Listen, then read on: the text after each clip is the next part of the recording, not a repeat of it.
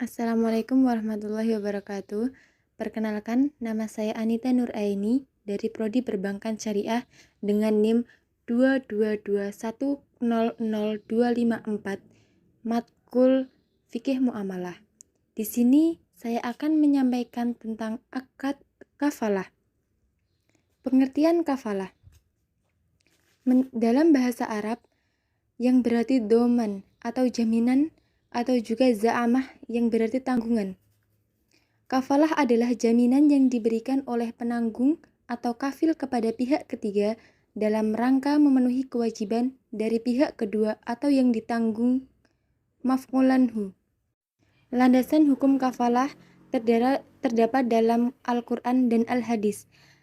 Dalam Al-Quran surat Yusuf ayat 72 yang berarti, dan barang siapa yang dapat mengembalikannya piala raja, maka ia akan memperoleh bahan makanan seberat beban unta, dan aku yang menjamin terhadapnya.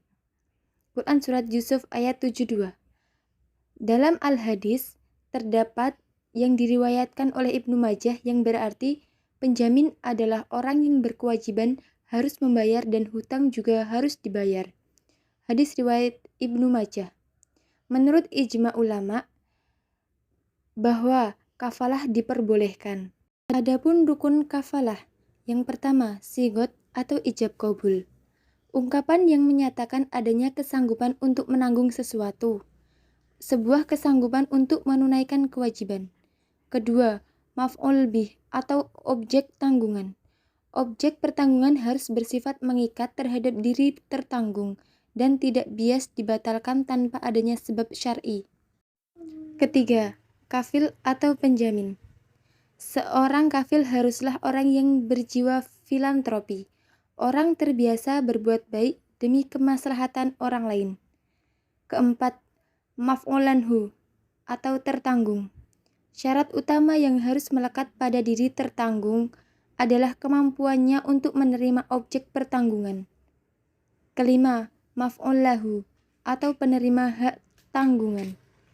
Ulama mensyaratkan maf'ullahu harus dikenali oleh kafil guna meyakinkan pertanggungan yang menjadi beban dan mudah untuk memenuhinya. Keenam, lafaz. Dan untuk syarat kafalah sendiri sebagai berikut. 1. Tindak hukum syariah yang disepakati. Maksudnya bahwa perjanjian yang diadakan oleh para pihak itu bukanlah perbuatan yang bertentangan dengan hukum atau bertentangan dengan hukum syariah. Sebab perjanjian yang bertentangan dengan ketentuan hukum syariah adalah tidak sah. Kedua, harus sama ridho dan ada pilihan. Maksudnya, perjanjian yang diadakan para pihak haruslah didasarkan kepada kesepakatan kedua belah pihak, yaitu masing-masing pihak ridho atau rela akan isi perjanjian tersebut, atau dengan kata lain, isi perjanjian tersebut adalah kehendak para pihak. Ketiga, harus jelas dan gamblang. Maksudnya, apa yang diperjanjikan oleh para pihak harus terang tentang apa yang menjadi isi perjanjian, sehingga tidak mengakibatkan terjadinya kesalahpahaman di antara para pihak tentang apa yang mereka perjanjikan di kemudian hari. Adapun jenis-jenis kafalah sendiri ada beberapa. Yang pertama, kafalah bin nafs merupakan akad memberikan jaminan atas diri. Sebagai contoh, dalam praktik perbankan untuk bentuk kafalah bin nafis adalah seorang nasabah yang mendapat pembiayaan dengan jaminan nama baik dan ketokohan seorang atau pemuka masyarakat. Kedua, kafalah bil mal merupakan jaminan pembayaran barang atau pelunasan utang. Bentuk kafalah ini merupakan medan yang paling luas bagi bank untuk memberikan jaminan kepada para nasabahnya dengan imbalan fee tertentu. 3.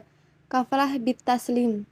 Jenis kafalah ini biasa dilakukan untuk menjamin pengembalian atas barang yang disewa pada waktu masa sewa berakhir.